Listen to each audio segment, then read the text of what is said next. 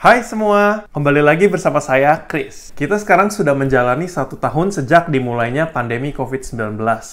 Dan sekarang pun program vaksinasi sudah dimulai dan kita sekarang sedang dalam perjalanan menuju herd immunity atau kekebalan populasi.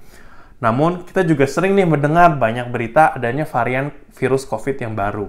Dari berita-berita, kita mendengar bahwa virus corona ini sudah mulai bermutasi dan membuat varian-varian baru yang patut kita waspadai.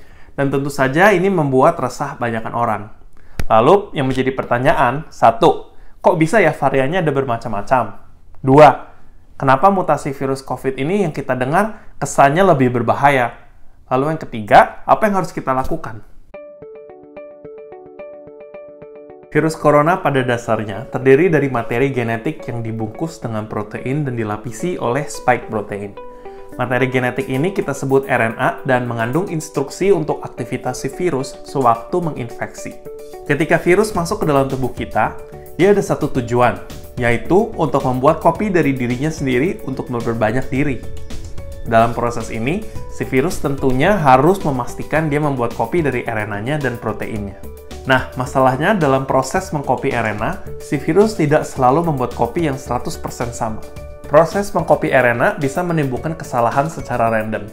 Dan ketika terjadi kesalahan dalam mengkopi RNA, inilah yang kita sebut dengan mutasi. Semakin banyaknya mutasi yang terjadi dan terakumulasi, ini membuat isi instruksi RNA menjadi berubah. Dan semakin banyak perubahan, semakin banyak timbulnya varian-varian virus yang baru. Oke, jadi varian-varian virus yang baru muncul akibat dari mutasi.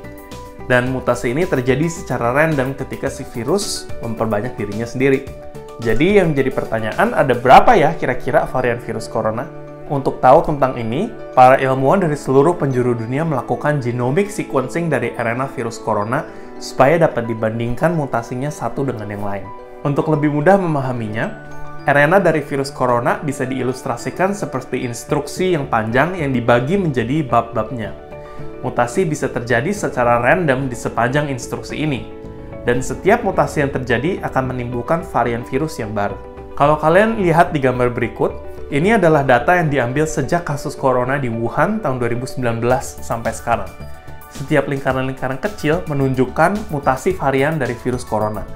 Dan seperti yang kalian bisa lihat, jumlahnya ada banyak. Nah, ini menimbulkan problema baru.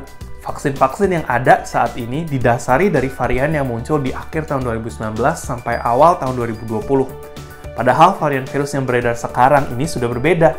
Untuk mengikuti terus perkembangan virus ini dan dampak yang disebabkan, ada dua hal yang dilihat oleh para ahli untuk mengetahui apakah varian virusnya tergolong berbahaya. Yang pertama adalah seberapa parah simptom dari penyakitnya atau severity, dan yang kedua, seberapa menularnya varian virus tersebut, atau contagiousness. Berita baiknya, kebanyakan mutasi yang terjadi di virus corona ini tidak menimbulkan perbedaan untuk seberapa menular virusnya, ataupun seberapa parah penyakitnya. Nah, dalam situasi ini, vaksin-vaksin yang ada sekarang pun tetap dapat memberikan proteksi yang sama pada tubuh kita. Lalu, yang mengkhawatirkan, ada kemungkinan kecil mutasi yang terjadi pada virus corona justru menimbulkan varian yang tergolong berbahaya.